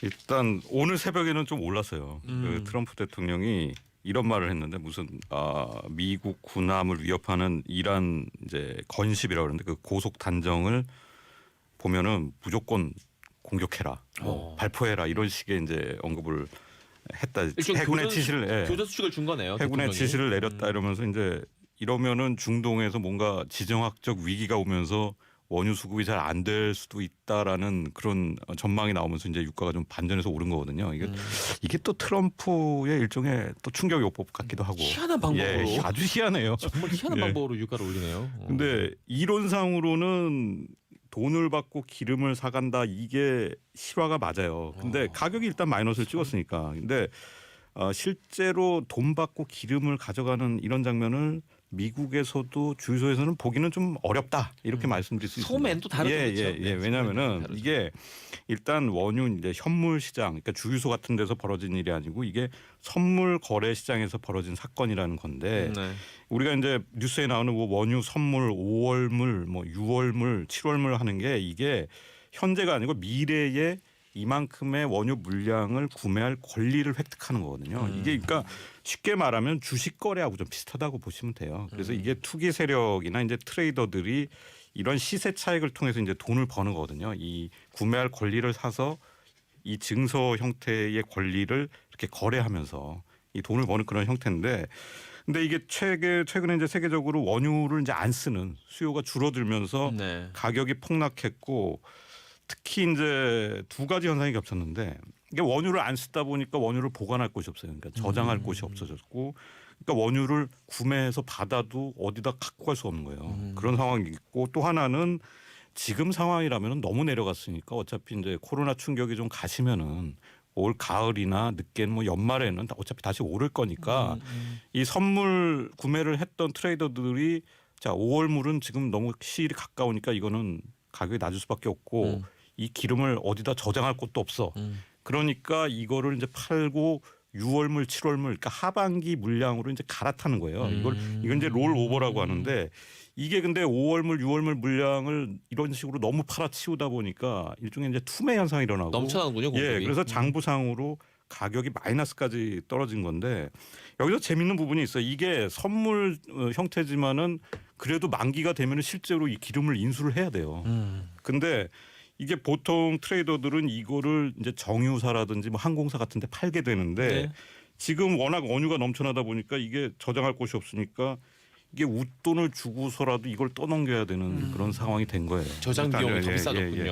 말하자면. 그래서 나는 실제로 정말 미국 같은 데서는 이게 돈을 받고 원유를 가져가나 그런 현상이 나타날 수도 있나 이걸 보고 이제 외신을 좀 이렇게 여러 곳 살펴봤는데 실제로 이런 식으로 거래가 이루어지는 경우도 있더라고요. 왜냐하면은 와, 진짜 이게 신기하다. 원유를 가져가는데 직접 돈을 주지는 않지만 이 사는 사람이 보통 이제 운송비 같은 걸 부담하잖아요. 네네. 이동하는 비용. 네네. 그거를 이 원유 생산하는 회사 쪽에서 부담해 주는 거예요. 와. 우리가 이거 옮겨줄 테니까 가져가. 이런 식으로는 현상이 좀 나타나고 있고 또 지금 외신을 보면은 지금 정유 회사들이 이제 원유를 사는 쪽이잖아요. 근데 네. 원유 생산자 측에다가 이 돈을 줘야 가져갈 수 있다 이렇게 딱 그 공지를 하고 있대요. 지금 그런 상황. 희한한 또 현실을 보고 있습니다. 그런데 이제 그런 상식적인 이제 차원에서 보면 기름을 싸면 쌀수록 이 경제에는 좋은 거 아니야? 좋은 거 아닌가요? 라는 생각을 많이들 합니다. 네. 설명이 좀 필요할 것 같아서요. 이게 지금 저유가가 나타나는 현상을 보면은 우리나라 같이 원유를 전량 수입하는 나라는 비용 감소 효과를 누려야 돼요. 네. 이게 왜냐하면 이제 각종 생산 비용이 싸지는 거잖아요. 네네. 항공사나 운송업체는 물론이고 공장도 뭐 에너지도 그렇죠. 기름값이 싸니까 이제 돌릴 때 비용이 적게 들고. 그런데 이제 국민들 입장에서도 이게 기름값 싸면은 뭐 주유소 할 때 단돈 10,000원이라도 혜택을 보니까 네네. 또 구매력이 더 도움이 될 수 있다 이렇게 생각하는데 이게 이제 코로나 때문에 워낙 그 공장 자체가 서 있는 곳이 많고 이동 자체가 줄어들다 보니까 수요가 없는 거예요. 기름 수요가. 그러니까는 저유가라도 우리나라 경제에 이렇게 지금은 큰 도움이 안 되는 이제 그런 상황이 된 거고 무엇보다도 좀 2차적으로 보면은 이 기름 수요가 없다는 거는 세계 경제가 멈춰 있다는 얘기거든요. 이 얘기는 특히 원유에 전적으로 의존해서 기름을 팔아서 먹고 사는 나라들은 경기가 나빠지는 거예요. 통화 가치가 실제로 그렇게 중남미 볼 수 있구나. 국가도 이제 폭락을 하고 있거든요. 이렇게 되면은 우리처럼 무역에 의존하는 국가는 이런 나라들에게 수출을 해서 이제 돈을 버는 건데 외국의 경기가 나빠지니까 2차적으로 수출에도 타격이 오는 거죠. 우리 대한민국 예. 사우스코리아의 이 자동차들을 사줄 돈이 없구나. 예. 남미에서. 그러니까 보다 근원적으로는 이 저유가라는 게 워낙 낮은 물가를 몰고 오기 때문에 이렇게 물가가 낮다는 거는 결국 경제 활동을 해도 이윤이 없다는 거고 결국 전반적으로 경제 활동 자체가 위축되는 그런 악순환이 이제 오는 거죠. 이걸 디플레이션이라고 하죠. 알겠습니다. 네. 자, 뭐 다른 분들 다 뭐 면허도 있고 저 운전을 지금 하시겠지만 이 기름 넣는 이제 그 운전자 입장에서 보면 자, 그럼 오늘 뭐 한 300원대 넣나 하고 가는데 그런 일은 또 없어요. 그러진 않잖아요. 네. 그만큼 떨어지진 않잖아요. 이게 왜냐하면은 뭐 항상 반복하는 얘기지만 다 어제 이제 분명히 이게 취재가 들어올 줄 알고 정유업계에서 그 협회를 중심으로 딱 논리를 또 정리를 해놨더라고요. 들어봅시다. 예. 드러나 봅시다. 하나입니다. 이거는. 일단 세금이에요. 먼저 뭐 우리나라는 유류 관련 세금이 너무 많아서 그렇다는 건데 지금 뭐 설명을 보면은 교통, 에너지, 환경, 교육세, 주행세, 수입 부과금 그래서 이게 휘발유 1리터당 기본적으로 붙는 세금이 885원이에요. 그 밑으로는 예. 그것도 못 떨어지겠네. 그러니까 우리나라는 800 원유 아. 국제유가가 빵원이 되더라도 0원이 되더라도 885원 이상은 꼭 내야 되는 거죠. 근데 경제 논리로만 보자면 네. 다른 방향에서 시각을 보자면 상품 가치가 0인 제품에 세금을 매길 수 있습니까? 그게 참 의문인 건데. 그러게요. 그게. 근데 그 사실 이게 885원이지만 실제로 우리나라는 수입하는 나라이기 때문에 정유사가 또 정제하고 이걸 또 주유소로 갖고 와서 파는데 그렇다면 생산품이에요. 이분들도 뭔가 또 남는 게 있어야 되잖아요. 그렇죠. 마진이 있어야 되니까 이게 실질적으로는 아무리 싸도 아무리 가상을 우리가 가정해서 하더라도 1,000원 이상일 수밖에 없다.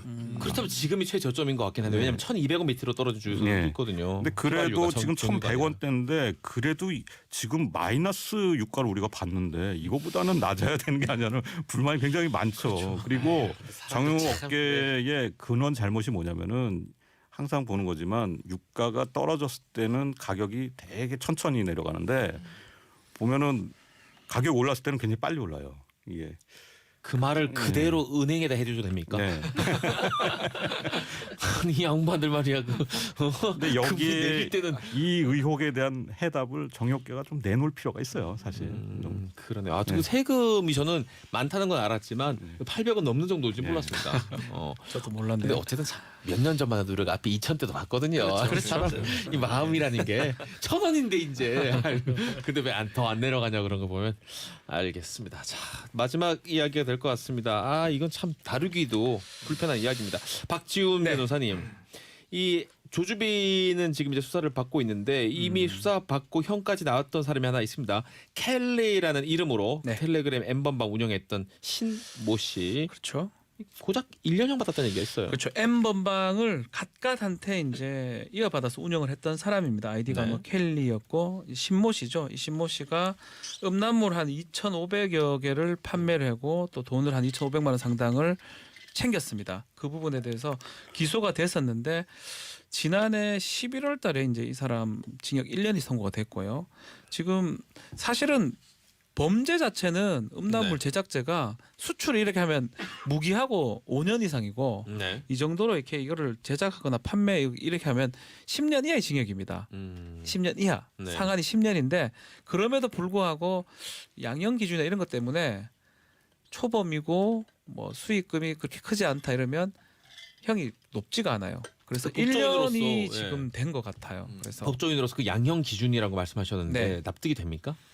저는 외국을 좀 봐야 될 것 같아요. 미국 같은 경우는 아동 음란물이다 예를 들어서 그러면 거의 뭐 10년 이상 그걸 한 번만 다운받아도 엄청나게 형이 높거든요. 그렇죠. 근데 우리는 사실은 아동하고 뭐 구별도 뭐 소지죄는 있긴 하지만 지금 이제 최근에 그 양형위원회에서 그 구별하기로 했긴 했는데 그 전에 구별이 안 되기 때문에 옛날 기준으로 지금 하다 보면 이런 결과가 나는 것 같고요. 사실은 형이 약하다고 봐야 되겠죠. 왜냐하면 그렇게 반복되는 게 형이 약하니까 반복되는 거거든요. 사실은. 이거 지금 검찰에서는 추가 수사하겠다 그랬는데 그 형량이 늘어날 가능성도 있습니까? 만약에 이게 좀 법적이 좀 어려운 얘기인데 뭐 기판력이라고 표현해요. 혹시나 재판을 벌써 다 받아갔으면 안 될 수도 있어요. 그 건 관련해서. 그러니까 새로운 거라면 상관이 없는데 새로운 게 아니고 다 통과를 해서 받은 거라 그러면 더 이상 재판을 못 받. 이중 처벌 금지거든요. 그래서 한개 일사부재 뭐 이런 더블 건- 제퍼디 뭐 예, 이런 말이 있죠. 그런 건데 뭐 저는 뭐 경찰이나 검찰에서 다른 거 좀 찾아내서 기소를 좀 해야 되지 않을까 추가로 생각이 좀 듭니다. 제발 찾았으면 좋겠다는 생각이 들기도 합니다. 김준일 교수님, 예. 이 양형위원회 아까 그 이제 양형 기준 이런 걸 얘기했으니까 양형위원회에서는 지금 아까 박지훈 교수님이 지적하신 거 정말 저도 너무 동감하거든요. 이게 예. 바위랑 모래는 다르잖아요, 사실. 그러니까요. 저는 정말 그렇게 생각합니다. 그렇게 생각하는데 이 아동 같은 경우는 명백한 피해자이기 때문에 본인이랑 이 방어력이 전혀 없는 이 아동 청소년 관련해서는 양형 기준 높이는 바닥으로 쪽으로 가닥 잡았다는 얘기도 들리는데 맞습니까? 예, 지난 20일에 대법원 양형위원회가 이제 회의를 가졌고요. 굉장히 밤 늦게까지 회의를 가졌다고 합니다. 그래서 네. 이 디지털 성범죄에 대해서는 이거 기준을 높여야 되겠다. 현행 그 양형 기준이 좀 너무 낮다라는 거에 인식을 같이 했고요. 네. 그 이유는 피해 회복이 사실상 불가능하다. 이런 것들을 좀 많이 감안을 했다라는 거고요. 그래서 유사 범죄보다는 훨씬 더 높은 형량을 하는데 이거를 뭐 마음대로 할 수는 없으니까 5월 달에 다시 한번 추가 회의를 하고 그리고 6월 달에 공청회를 열어서 최종적으로 의견 수렴을 하고 결정을 하겠다라는 거예요. 얼마 남진 않았네요. 예, 그러니까 기간은 6월 많네요. 빠르면 네. 6월 안에는 그러니까 기준이 훨씬 그러니까 권고거든요. 이런 대법원 양형위원회에서 이 정도 범죄는 이 정도를 해라라고 하면은 그게 뭐 법으로 딱 정해진 건 아니지만 대부분 판사들이 거기에 따라서 참고하겠죠, 이제 참고하거든요. 당연히. 그래서 6월이면은 그래도 이 재판이 완전히 끝난 건 아니니까 그렇죠. 뭐 좀 다시 좀 뭐 검토할 부분이 있는 거죠. 그렇죠, 박지훈 변호사님. 네. 지금 6월 말씀하셨는데 그 전에 재판 결과 나온 건 다시 돌이킬 수는 없을 거고 고치진 않을 거고. 그러면은 재판 진행 중인 사건들은 우리 소급한다는 표현 쓰는 것처럼. 가능하죠. 가능. 양형 기준은 재판부가 이제 하는 거니까 이 범행과 상관이 없는 거고요. 다만 이제 켈리 이런 사람들은 항소를 포기하는 바람에 확정이 돼 버렸어요. 이 사람은 이게 뭐 너무 처벌 못 아쉽더라고요. 하죠. 그리고 그때 포함된 거라면 기판력이 걸려버려요. 이중 처벌 금지 걸려서 안 되고 새롭게 발견해서 기소를 한다면 그건 재판을 새로 할 수가 있습니다. 검찰은 왜 항소를 하는 겁니까? 본인이 항소를 포기. 이 켈리 쪽에서 왜 자기가 생각해도 이거 아마도 그런 것 같아요. 이 정도면 나는 예. 뭐 흔히 하는 말로 선방이다. 이걸로 이렇게 받고 그냥 판단을- 말아야 되겠다. 아마 판단한 그러니까 이 것 같습니다. 분위기를 알았던 거죠. 그러니까 그렇죠. 이것 나중에 더 길어지면은 처벌이 올라갈 수도 있으니까 빨리 받고 나오는 게 낫겠다라고 추정이 되는 거죠. 알겠습니다. 최준문 교수님, 이 청와대 게시판 청원까지도 올라와 있습니다. 이 네. 함정 수사 관련된 거. 맞습니다. 지금 수사 기법상 좋지 않은 기법이긴 하지만 예외적으로 이 허용해 주는 상황이 있잖아요. 그렇습니다. 지금 뭐 함정 수사가 허용되는 건 마약 수사예요. 마약 수사 같은 경우는 잡기가 힘들잖아요. 이게 네, 점조직으로 운영되다 보니까 함정수사 하지 않으면 잡기가 힘들고 그러다 보니까 함정수사가 이루어지고 있는데 이 성범죄 같은 경우 디지털 성범죄는 특히 더더욱 다크웹이라든지 이런 이제 찾기 어려운 방법을 통해서 범행이 이루어지기 때문에 이거 함정수사 하자. 미국은 실제 하고 있어요. 특히 성매매 관련해서 지난번에 아마 한참 전이니까 6미닛이라고 60분이라는 그 추적 시사 프로그램이 있었고 탐사보도 프로그램 거기서는 실제요 방송사가 경찰과 함께 함정수사하는 걸 그대로 찍어서 방송에 내보냈어요. 그 범인을 검거하는 장면까지. 그래서 이제 일부러 뭐 여성을 이렇게 내세워서 채팅을 해서 그 사람을 이제 오게 만들고 집에 온 사람을 바로 경찰에 숨어 있다가 체포하는 장면이 있었거든요.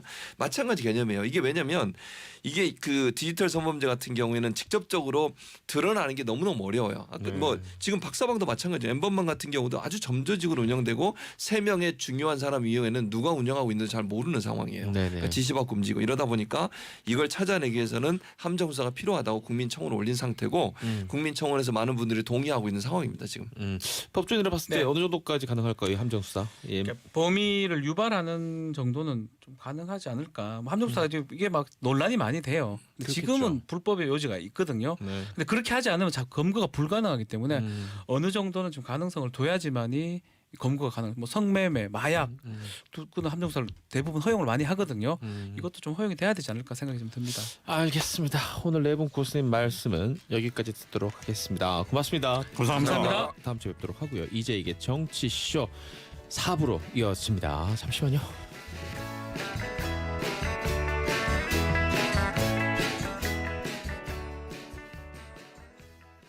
방문 100원의 정보 이용료가 부과된다는 점도 함께 알려드립니다. SBS 러브 FM 이재익의 정치쇼. 네, SBS 러브 FM 이제 이게 정치쇼. Now this is 정치쇼. 4월 23일 목요일 생방송으로 진행 중입니다. 북에서 왔수다 시간인데요.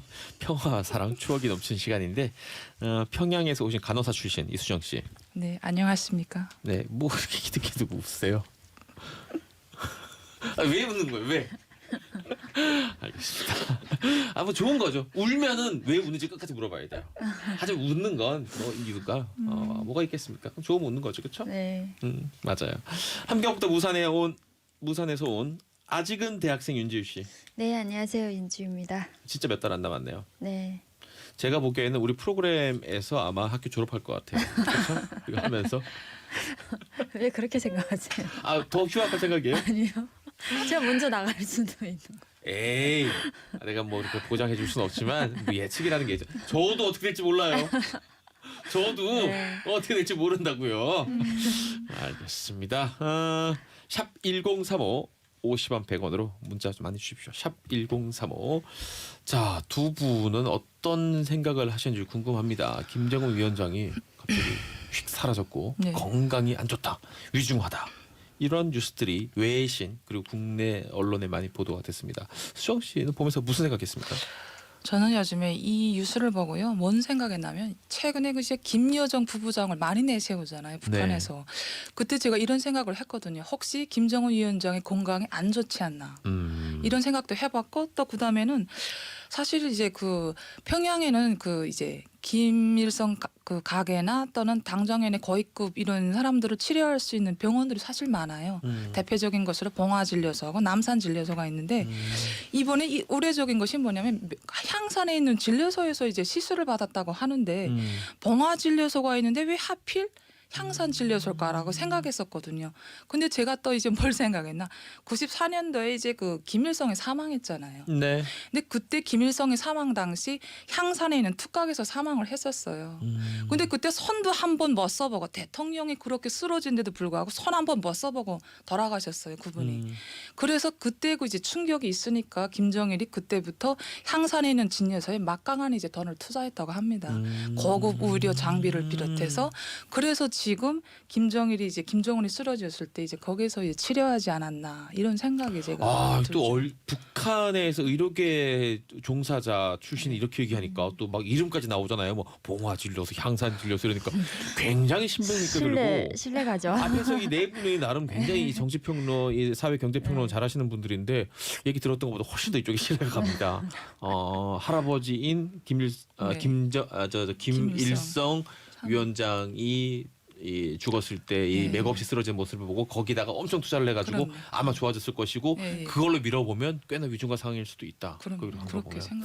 어떻습니까? 저도 약간 의견은? 그쪽에 이렇게 많이 의견을 실는데 왜냐면요 김정일 위원장이 2012년도에 돌아갔잖아요. 네. 근데 그 전에 2009년도에 저희 지역에 이렇게 방문한 적이 있었어요. 3년 전이네요. 네, 그러니까. 3년 전인데 돌아가시기. 그때 당시 막 중국에 몰래 비공식 방문을 해가지고 수술 받고 왔고 이걸 북한 주민들은 아무도 몰랐어요.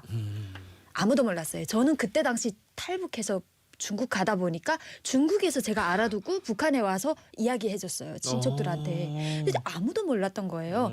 그랬는데 TV에 나온 모습은 굉장히 건강한 모습으로 나왔거든요. 약간 여이긴 했지만 네. 그러니까 북한 주민들 아우 우리 장군님도 이제 늙어 가시는가 보다 이 정도로 생각했다가 직접 우리 지역에 왔을 때 만나고 접견하고 깜짝 놀라는 거예요. 아니 장군님이 아니 의사소통이 안 된다는 거예요. 무슨 말을 한 10마디 하면 5마디밖에 알아 못 듣고 몸을 굉장히 가누기 어려운 상황이다. 근데 TV에서는 굉장히 건강한 모습, 장군님의 이게 위풍이 있는 그런 모습만 방영했으니까 북한 주민들 몰랐는데 이미 군에서는 알고 있었던 거예요. 왜냐면 그 2008년도부터 김정은의 존재에 대해서 우리 정훈 장군님이라고 젊은 장군님이라고 노래도 보급하면서 미리미리 준비를 했었던 거예요. 잠깐만 노래를 보급했다는 건 북한 주민들한테도 예. 김정은의 이름을 알리게. 김정은에 대한 노래를. 그랬어요? 척척척척 발걸음 하는 이런 노래가 있어요. 우리 김 대장 발걸음 자, 하는 다시 한번 노래. 들어보겠습니다. 우리 감독님 준비되셨습니까? 리버브 2.7포인트. 네, 자 시작. 촉촉촉촉촉 발걸음 우리 김 대장 발걸음 여기까지 하겠습니다. 여기까지.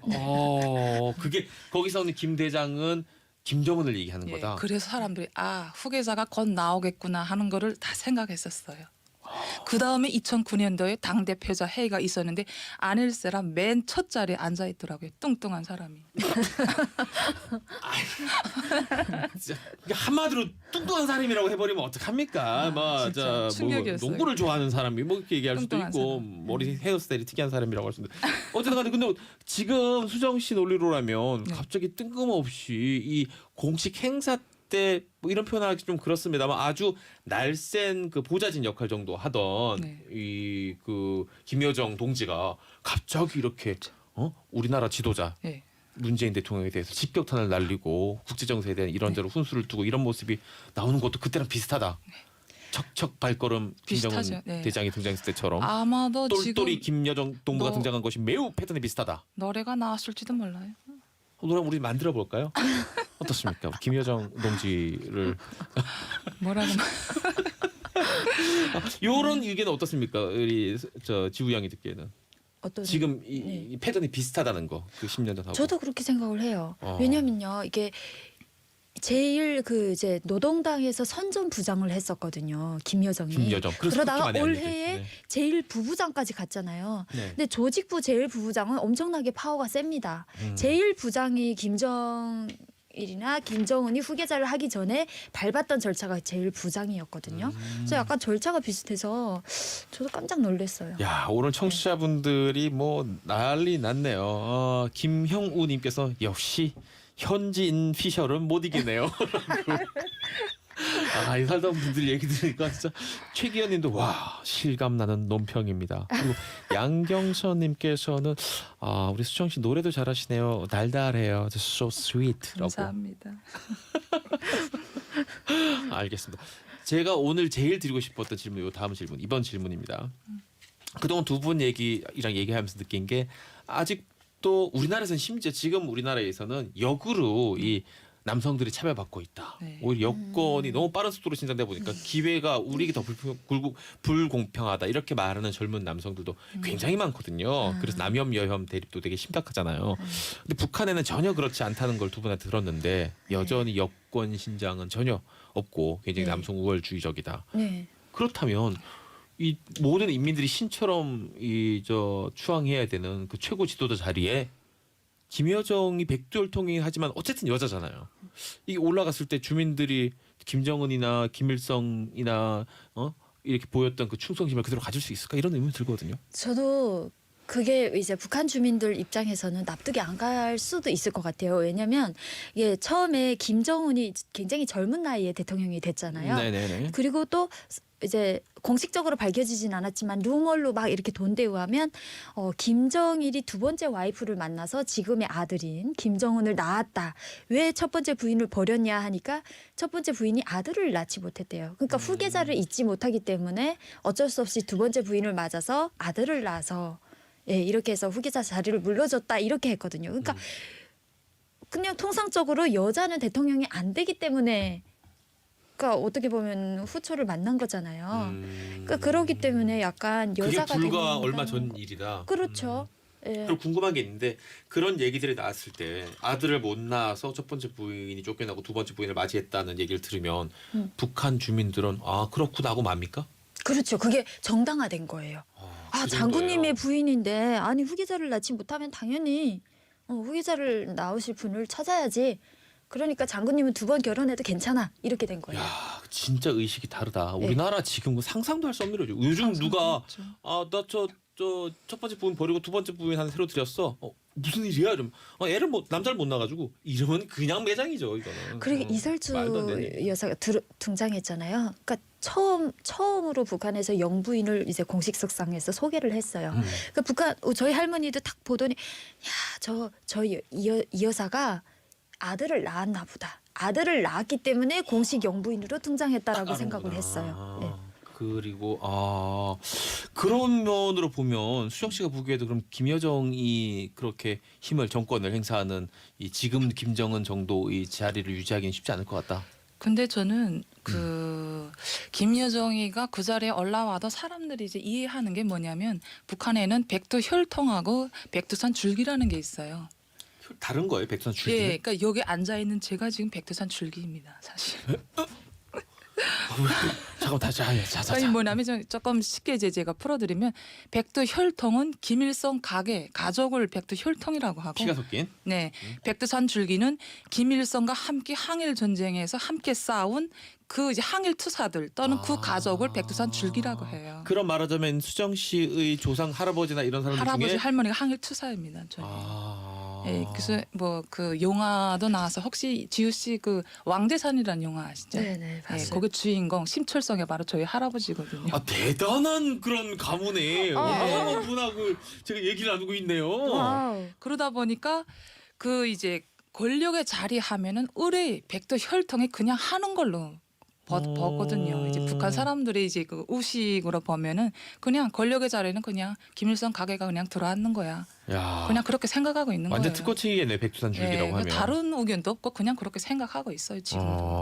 좀 많이 좀 이것저것 특혜를 많이 받겠어요. 특혜라는 게 이제 모란봉 구역 이제 북새동에 보면은 그 항일투사의 그 유자녀들의 공급소가 있습니다. 물자를 배급받는 물자를 겁니까? 공급하는 공급소가 있어요. 거기서 매달 이제 공급을 하고 배급은 당연히 주는 거죠. 그렇게 하고 그 자녀들은 대학에 그냥 붙습니다. 그냥 입학할 수 있어요. 저는 저걸 많이 봤어요. 정말 많이 봤어요? 정말 차별받는다고 느꼈던 게 이제 항해투사 자녀들인데 완전 우리로 치면 금수저들이네. 네, 금수저죠. 저희 반에서 공부 제일 못하는 친구가 진짜 열받지 그러면. 야 정말 그때 진짜 열받지. 고등학교 3학년 때 그냥 공부할 필요가 없다는 걸 그 친구를 보고 깨달았어요. 공부 안 하고 제일 못했거든요. 근데 의대로 갔고요. 그다음에 아빠가 이제 농업성 부상이 되면서 다시 평양 의대까지 갔어요. 난리 났네. 난리가 났어요. 그래서 그때 우리로 치면 그 다 해먹어. 반에서 꼴찌하는 친구가 서울의대 가는 건데. 그렇죠. 그럼 이제 거의 쿠데타 나죠. 그거 하나로 그냥 정권이 무너질 수도 있어요. 우리나라는. 그런 특혜들이 아무렇지도 않게 네. 일어나고 있다. 근데 알겠습니다. 근데 지우양 너무 섭섭하게 생각하지 마요. 그런 이 마음 때문에 이 말하자면 나는 내 손으로 일어난다. 짐윤지우가 있는 거야. 잣장사도 하고 20살에 집 짓고 인버스 펀드 투자하고 이런 윤지우 양이 지금 그래서 있는 거예요. 감사합니다. 알겠습니다. 자 그러면 비슷한 예를 한번 찾아봅시다. 김여정 부부장처럼 이 정도의 고위직이나 권력을 행사했던 또 다른 여성 지도자들이 있습니까? 네. 그러니까 김여정과 같은 그런 부부장급에서 일하기는 좀 힘들고요. 평민이나 또 백두산 줄기가 이제 뭐가 있냐면 최성희 같은 지금 외모상 하시는 분 있죠. 네네, 최성이나 또 이런 분들이 또 여자들이 할 수 있는 이제 그 직위가 뭐냐면 최고인민위원회 그 대의원. 대의원. 대의원이나 또 그냥 그 다음에는 그 구역당 책임비서 같은 거는 여자들이 할 수 있어요. 근데 이게 평 사람들이 할 수 없고 백두산 줄기들이 할 수 있는 거예요. 아, 그거 역시 이런 백두산 자리가. 줄기의 한정. 네.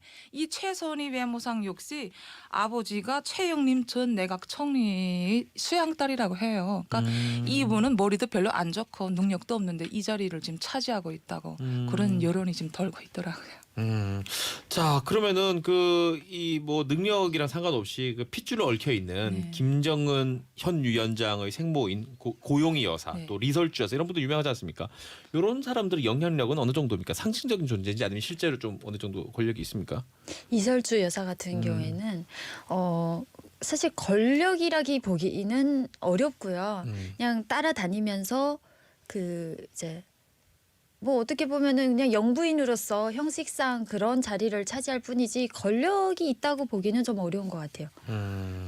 아까 그런 말한 최성희 외무성 같은 경우에는 그 정도로 백두혈통은 아니지만 그래도 백두산 줄기이기 때문에 그 그렇기 정도로 때문에 올라간 거고. 그 정도로 하고 그 고영희 그분 같은 경우에는 공식적인 자기 권력의 자리는 없지만 김정일이 살아있을 당시 항상 따라다니면서 보좌를 했다고 해요. 그래서 김정일이가 그 부인의 말을 많이 참작을 하고 또 많이 듣고 그래서 고영희가 사망했을 당시 갑자기 김정일이가 팍 늙었어요. 그게 마음의 상실이 그렇게 컸대요. 결국 김정은이가 지금 이설주를 항상 대동하고 다니는 것도 네. 아버지를 지금 꼭 본받는 것이라고 지금 말을 하더라고요. 예, 아버지가 자기 부인을 항상 대동하고 다녔잖아요. 그런 게 있죠. 우리도 이 재벌가 혹은 최고 권력, 뭐 정치 권력들의 그 자손들이라든지 아니면 가족들, 뭐 친인척들에 대한 루머들이 참 많이 돌아다녀요. 야, 누구네 셋째 아들이 뭐 미국 LA에서 막 이런 얘기 많이들 하거든요. 북한에 그런 거 없습니까? 백절통 누가 뭐 어떻게 했다더라. 뭐 그런 말 마카오- 하면 단번에 단박에 할 수가 없어요. 그래서 북한 사람들은 정치에 관심이 없는 거예요. 까딱 잘못 얘기하다가 말했다. 그거 보고 바로 말반동이라고 합니다. 말반동. 말반동. 그러니까 어떤 사람이 갑자기 밤새 없어졌잖아요. 꽁져 갔어요. 그러면 야, 굳이 세대에서 없어졌대. 말반동에 걸려서 정치범 수용소에 갔어. 이렇게 말을 해요. 야, 저는 그럼 수용소 100번 가야 되네요. 맨날 1000번 말반동 하는데. 그리고 이게 루머가 조금이라도 여지를 져야 생성이 되는데 아예 이제 백두혈통끼리의 뭐 이제 결혼이나 사생활 이런 것들 다 비밀리에 되다 보니까 사실 몰라요. 그래서 이제 김정일의 아들들이 여럿이 있잖아요. 네. 뭐 김정철도 있고. 근데 그 아들들 중에 한 명이 북한의 아나운서하고 결혼을 했는데 이 아나운서는 가족한테도 말을 안 했어요. 자기 가족한테 누구하고 결혼한다 말도 없이 그냥 아니 저희 이게 진짜예요. 뭔 사돈이 이야기예요. 사돈의 이야기인데 어느 그냥 자제분이란 말도 안 하고 중앙당에 시집을 간다라고 해서 까만 승용차가 데려갔거든요. 아니 자기 딸 결혼할 때 결혼식 가야 될 거 아니에요. 못 갑니다. 결혼식 자체도 없거냐. 그런 데는. 그리고 이렇게 해서 데려갔는데 자기 딸이잖아요. 그래서 장군님이 아들이 한 명인 줄 알았대요. 북한에서 주민들이 다 장군님 아들 한 명인 줄 알았거든요. 그래서 데려가서 결혼을 했어요. 결혼을 했는데 어느 날 우리 딸이 이제 몰래 이렇게 데려가는 거 봐서는 영부인이 되는가 보다라고 생각했어요. 이쁘고 하니까. 그랬는데 어느 날 딱 이설주가 등장하는 거 보고 우리 딸이 그러면 영부인이 아니네. 아들이 또 있네라고 추측을 하기 시작한 거예요. 몰라요 아무도. 야, 진짜 깜깜이다. 그럼 엄마 나 결혼하고 올게 이러니까 누구랑 결혼하는데 몰라도 돼 안녕 이러고 가는 거예요 그냥? 결혼하고 올 게가 아니라 황당. 엄마 그냥 잘 살아라고 하고 인사를 하고 영 못 보는 거죠. 중앙당에 딱 들어가서. 진짜. 아니 그럼 지금 우리나라에서나 이렇게 김정은 위원장 건강 상태에서 걱정하고 또는 이런 얘기 저런 얘기하지 북한 주민들은 모르고 있어요. 진짜 깜짝 놀랐어요. 저는 어제 주식을 제가 지금 온 지 5년 됐는데 네. 요즘 주식시장을 보다 보니까 이게 확 와닿는 거예요. 코스피가 막 떨어지는 거 보고 이게 왜 이렇지 하고 보니까 김정은 위원장 이상설. 근데 이게 왜 이렇게 된 거예요? 저는 이게 왜 김정은 위원장이 건강 이상이 있는데 왜 코스피가 떨어지냐 이해를 못했어요. 북한에서는 TV에서 그냥 가끔 그냥 맨날 기록영화로 계속 다큐멘터리로 보이니까 김정은 위원장 살아있네 이렇게 생각을 하는 거예요. 알겠습니다. 네. 아까 그 질문이 하나 올라왔습니다. 우리 오세현님께서 그 북한 뉴스 나오는 나이 많은 그 할머니 아나운서 있지 않습니까? 위대준 김도덕 동주의 영도를 가래 막 이런 그런 그 분 기생 학생 중에서 따라하고 이랬던 그 영화. 계급이 상당히 높은 걸로 알고 있는데 요즘 잘 안 보이네라고 했는데 이분 아십니까? 알죠. 이분이 이제 만약에 등장하면은 그때는 진짜 이상이 있는 거예요. 중요한 뉴스만 하니까 이분은 잃어보더만 안 해. 중대한 보도. 특급 보도만 딱 나왔습니까? 이분은 그럼 누구예요? 좀 고위직입니까?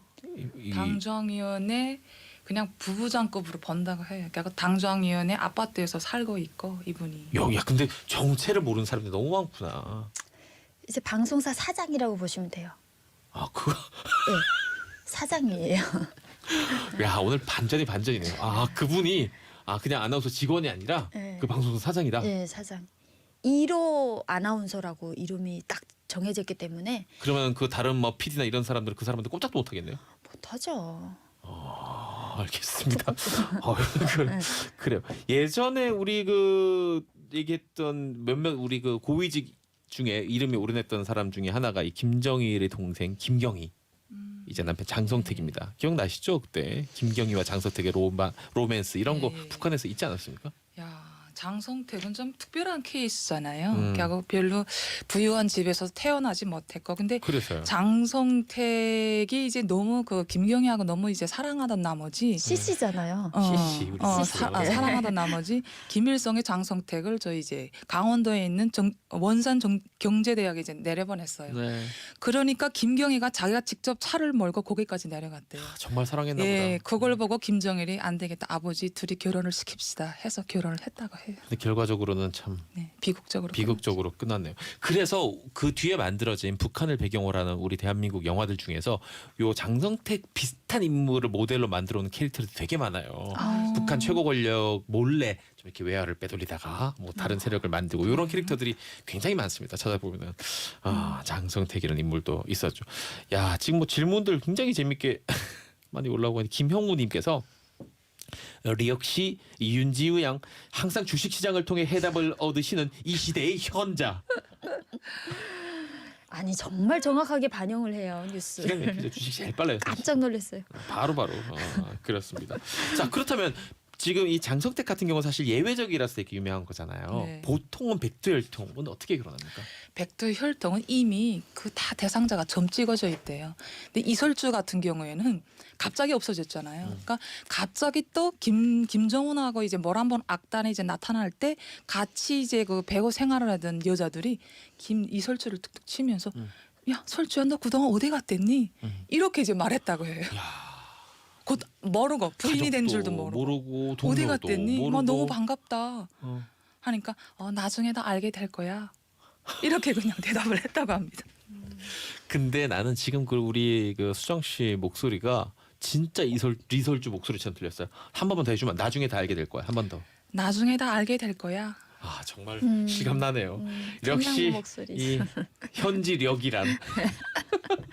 그러면은 백두줄기는 뭐 좀 더 낫습니까? 백두산 수영양 같은 경우. 줄기는 그 좀 같은 급에서 이제 사는 경우도 많죠. 그러니까 예를 들어 이제 뭐 아버지가 교수다 하면은 또 같은 교수들끼리 이제 사는 경우도 있고. 그러니까 아까 백두혈통하고는 조금 다르죠. 뭐 이미 전에 점 찍어져 있는 건 그 정도는 아니고. 아니고. 네, 조금 그럼 김여정 부부장 남편이 누군지는 뭡니까? 누구도 모르지. 아마 북한 주민들이 김여정 부부장이 결혼한 줄도 모를걸요. 모르죠. 그 정도로 가려져 있어요. 네, 여기서는 막 임신했다, 출산했다 어떻게 하는지 모르겠어요. 갑자기 북한 너무 주민들 궁금해진다. 아무도 몰라요. 자, 이 궁금증을 뒤로 한 채 우리 네. 광고를 들어야 됩니다. 다음 주에 뵙겠습니다. 네. 저 광고 듣고 인사드릴게요. 이제 이게 정치 쇼. 쇼핑, 맛집 검색, 여행 예약할 때 전 스마트폰으로 11시에는 세상을 향한 유쾌한 궁금증 허지웅 쇼가 방송됩니다. 나 이제 이게 정치쇼 김주성님께서 이런 의견 주셨습니다. 백두혈통 얘기 너무 재밌는데 한번 더 해달라 그랬는데 그 관련해서 이런 의미 있는 문자들이 와서 제가 2개 소개해드립니다. 이민호님, 북한의 백두줄기는 우리로 따지면 독립유공자쯤으로 볼 수 있겠네요. 우리나라 독립유공자 자손은 힘들게 살고 있고 친일파 자손들은 떵떵거리면서 살고 있는데 우리도 북한에서 백두줄기 대우하듯 독립유공자 자손들을 대우해주는 건 아닐까요? 또 그런 쪽으로 생각할 수도 있겠네요. 김성진님께서도 애청자 의견 주셨습니다. 제가 독립운동가 도암 김병철 선생님 후손인데요. 제 기억으로는 할머니께서 월 12만 8천 원 정도를 정부로부터 받았습니다. 뭐 이런 얘기도 들었습니다. 아, 저는 이쪽까지는 생각을 못했는데 우리 청취자분들 얘기 듣고 보니까 또 그러네 이런 생각도 듭니다. 우리의 나라를 위해서 독립운동에 투신하셨더니 많은 분들의 자손들에게도 뭐 백두줄기만큼은 아니더라도 조금 더 많은 혜택이 돌아가야 되는 건 아닌가 생각을 또 해보게 되네요. 알겠습니다. 이제 이게 정치쇼 지금까지 잭디 이제 PD였습니다. 내일 9시 뵐게요. 고맙습니다.